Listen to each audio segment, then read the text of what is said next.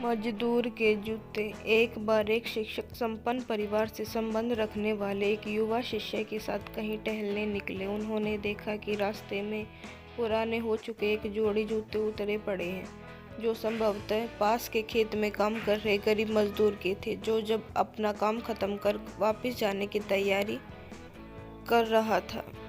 शिष्य को मजाक सूझा। उसने शिक्षक से कहा, गुरुजी, क्यों न हम ये जूते कहीं छिपा कर झाड़ियों के पीछे छिप जाएं। जब वो मजदूरी नैया नहीं पाकर घबराएगा तो बड़ा मजा आएगा। शिक्षक गंभीरता से बोले, किसी गरीब के साथ इस तरह का भद्दा मजाक करना ठीक नहीं है।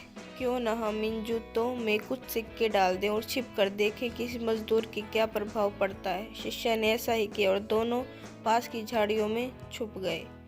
मजदूर जल्द ही अपना काम खत्म कर जूतों की जगह पर आ गया। उसने जैसे ही एक पैर जूते में डाला, उसे किसी कठोर चीज का आभास हुआ। उसने जल्दी से जूते हाथ में लिए और देखा कि अंदर कुछ सिक्के पड़े थे। उसे बड़ा आश्चर्य हुआ और वो सिक्के हाथ में लेकर बड़े गौर से उन्हें उलट पलट कर देखने लगा।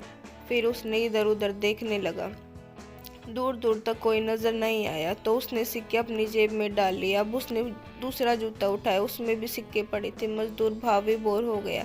उसकी आंखों में आंसू आ गए। उसने हाथ जोड़कर ऊपर देखते हुए कहा, हे भगवान, समय पर प्राप्ति सहायता के लिए उस अनजान सहायक का लाख लाख धन्यवाद। उसकी सहायता और दयालुता के कारण आज मेरी बीमार पत्नी को दवा और भूखे बच्चों को रोटी मिल सकेगी। मजदूर की बातें सुन शिष्य की आंखें भर आई।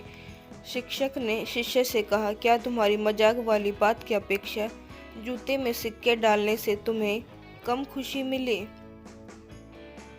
शिष्य बोला, आपने आज मुझे जो पाठ पढ़ाया उसे मैं जीवन भर नहीं भूलूंगा। आज मैं उन शब्दों का मतलब समझ गया हूँ जिन्हें मैं पहले कभी नहीं समझ पाया था, कि लेने की अपेक्षा देना कहीं अधिक आनंददायी है। देने का आनंद असीम है, देना देवत है।